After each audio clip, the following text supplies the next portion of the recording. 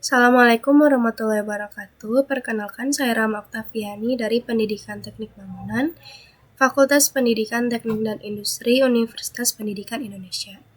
Jadi di sini saya akan menjelaskan kembali gitu ya materi tentang struktur beton atau lebih tepatnya lanjutan dari video yang sebelumnya. Oke, di sini kita akan membahas struktur beton bertulang. Nah, jadi balok beton bertulang itu adalah elemen struktur yang berfungsi menahan beban lentur atau momen. Beton sendiri itu memiliki sifat kuat terhadap tekan tetapi lemah terhadap tarik. Nah, sebaliknya baja tulangan itu kuat terhadap tarik tetapi lemah terhadap tekan. Selanjutnya, ada parameter dimensi penampang. Dalam penampang balok itu ada beberapa ukuran penting. Lebar balok itu bisa disimbolkan dengan B, lalu tinggi efektif itu D, dan D aksen itu jarak tulangan tekan ke tepi beton. Lalu selanjutnya ada momen pada balok. Nah, dalam perencanaan struktur ada yang disebut momen ultimate atau kita simbolkan dengan MU, yaitu momen akibat beban rencana. Ada juga MN, yaitu momen nominal yang merupakan kapasitas teoritis penampang. Nah, setelah itu ada MN, yaitu momen rencana yang sudah dikalikan dengan faktor reduksi kekuatan. Nah, faktor-faktor ini digunakan untuk memperhitungkan ketidakpastian material, metode pelaksanaan, dan variasi kondisi lapangan. Syarat agar balok aman adalah momen ultimate atau harus lebih kecil atau sama dengan momen rencana.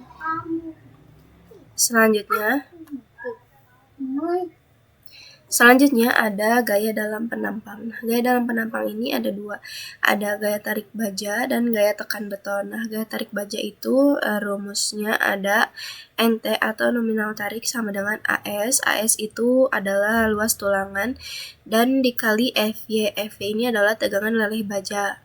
Nah, sedangkan gaya tekan beton itu rumusnya 0,85 dikali F aksen C dikali A dikali B. Nah, nilai 0,85 ini berasal dari model blok tegangan beton yang digunakan dalam perencanaan. Jadi memang rumusnya sudah segitu. Lalu selanjutnya,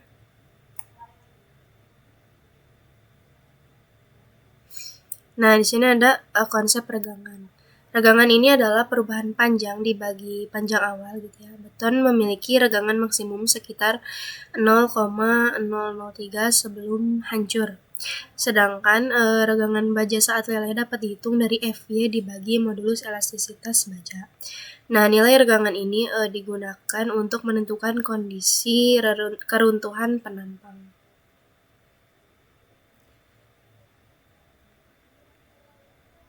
Lalu selanjutnya ada konsep-konsep penulangan. Ada 3 konsep penulangan. Yang pertama ada konsep penulangan kurang atau under reinforce. Yang kedua ada konsep penulangan lebih atau over reinforce. Yang ketiga konsep penulangan seimbang atau balance.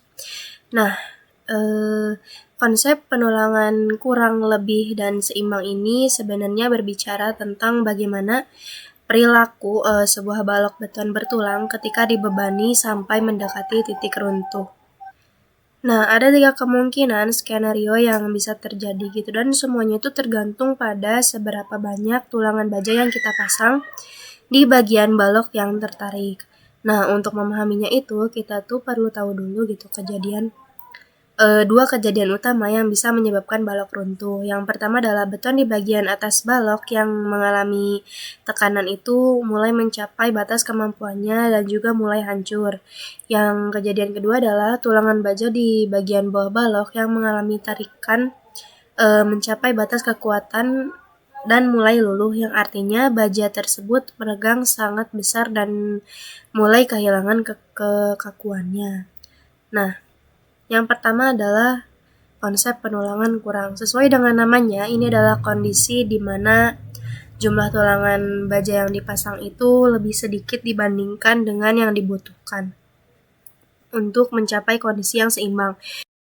Nah, akibatnya itu ketika balok diberi beban, baja yang jumlahnya sedikit ini akan terlebih dahulu mencapai titik luluh gitu. Jadi baja akan meregang besar dan juga balok akan menunjukkan landasan yang cukup besar serta retakan-retakan yang terlihat jelas di bagian bawahnya.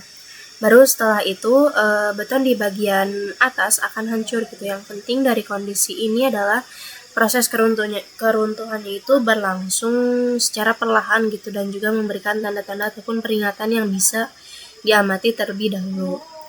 Lalu konsep penulangan lebih itu adalah kondisi di mana jumlah tulangan baja yang dipasang ini melebihi kebutuhan untuk kondisi yang seimbang. Ini adalah kebalikan dari konsep penulangan kurang gitu ya.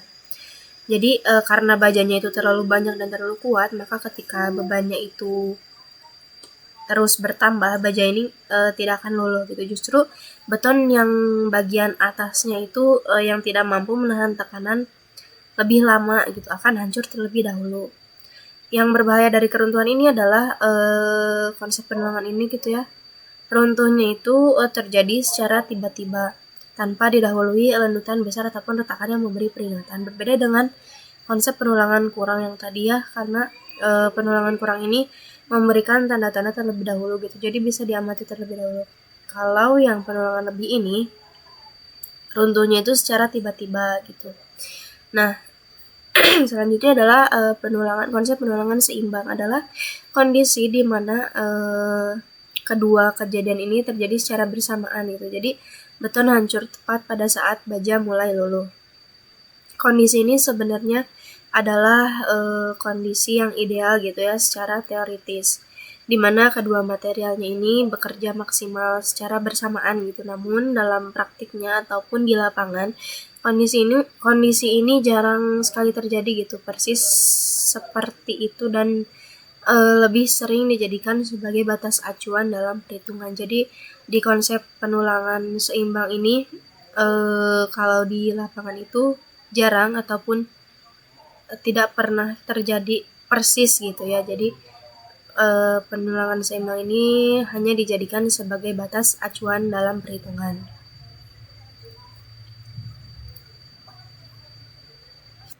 Oke, selanjutnya ada diagram atau distribusi regangan dan tegangan gitu ya. Distribusi ini memperlihatkan hubungan antara tegangan dan regangan pada beton dan baja yang menjadi dasar untuk memahami 3 kondisi penulangan yang sudah kita bahas sebelumnya. Nah, dalam diagram ini atau distribusi ini ada 2 sumbu yang perlu diperhatikan, yaitu sumbu vertikal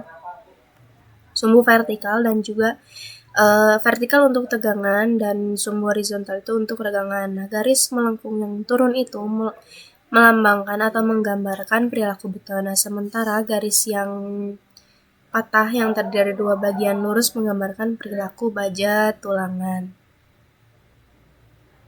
Oke, kita bayangkan dulu sebuah balok beton di atas kepala kita. Saat beban bekerja, balok tersebut akan melengkung.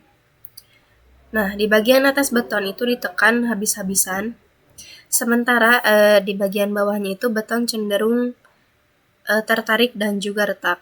Nah, disinilah diagram distribusi ini, namanya diagram distribusi tegangan dan regangan ini berbicara. Ia adalah rekaman medis yang menunjukkan bagaimana beton dan baja ini berbagi tugas. Oke, kita lihat di yang gambar A ini. Kita memiliki lebar dan tinggi yang efektif gitu ya. Di bagian bawahnya ini kita menanamkan baja tulangan seluas itu gitu. Mengapa di bawah? Karena beton itu sangat lemah terhadap tarik, dan jadi kita serahkan tugas menarik itu sepenuhnya kepada baja. Oke, selanjutnya kita lihat di gambar B ini. Nah, diagram regangan ini kita asumsikan sebagai prinsip bidang datar itu tetap datar gitu.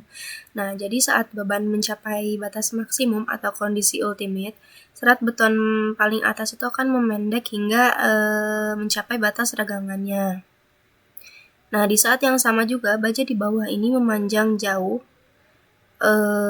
sejauh titik di mana tidak ada kependekan maupun perpanjangan, disebut garis netral. Nah, yang berjarak dari atas ini. Lalu kita lihat gambar yang C ini. Nah, gambar C ini adalah Nah, gambar yang C ini adalah blok tegangan dari teori Whitney gitu ya. Jadi secara alami ini tekanan pada beton itu berbentuk kurva parabola gitu. Jadi kayak gini nih. Sebentar. Kita lihat dulu di sini. Nah, ini tuh jadi si kurvanya itu membentuk seperti ini, teman-teman. Sebelum menjadi kotak. Karena kan kalau seperti ini tuh sulit untuk dihitung gitu ya. Jadi dalam teori Whitney itu dia membentuk seperti ini agar mempermudah perhitungan tanpa kehilangan akurasi gitu. Jadi kita menggunakan pendekatan blok tegangan persegi ekuivalen dari Whitney. Nah, kita asumsikan beton mengalami tekanan rata-rata sebesar ini. Tekanan ini tidak bekerja di seluruh tinggi, melainkan hanya setinggi di mana inilah area yang kita sebut sebagai zona tekan beton. Jadi ini tuh disebut sebagai zona tekan beton. Lalu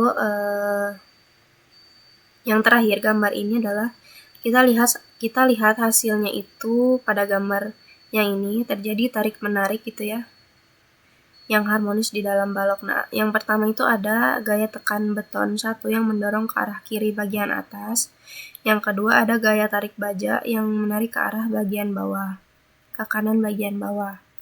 Nah, agar balok itu tidak runtuh, kedua gaya ini harus sama besar gitu. Jadi jarak antara kedua gaya ini adalah lengan momen. Nah, semakin besar lengan momen ini, semakin kuat balok kita menahan beban lentur. Nah, jadi kapasitas momen sebuah balok itu bukan hanya soal seberapa tebal betonnya, tetapi soal bagaimana kita menyeimbangkan kekuatan tekan beton dengan kekuatan tarik baja dalam satu kesatuan struktur yang stabil. Nah, mungkin cukup sekian penjelasan materi dari saya. Mohon maaf bila ada kesalahan kata. Terima kasih. Wassalamualaikum warahmatullahi wabarakatuh. Oh iya, teman-teman kalau mau baca buku-buku di sini ini itu lengkap banget ya. Namanya dasar-dasar perencanaan beton bertulang berdasarkan SKSNI.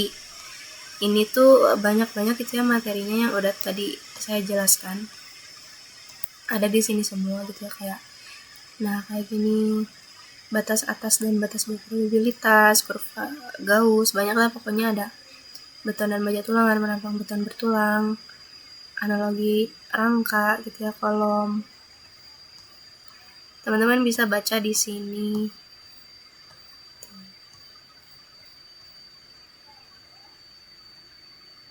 Nah, ini tegangannya.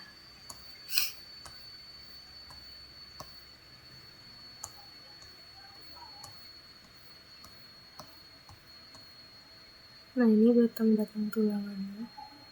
Yang dipasang baja itu seperti ini, teman-teman. Lendutannya.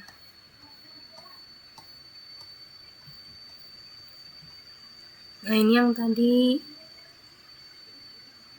ya. Oke, mungkin cukup sekian video dari saya. Mohon maaf bila ada kesalahan. Terima kasih. Wassalamualaikum warahmatullahi wabarakatuh.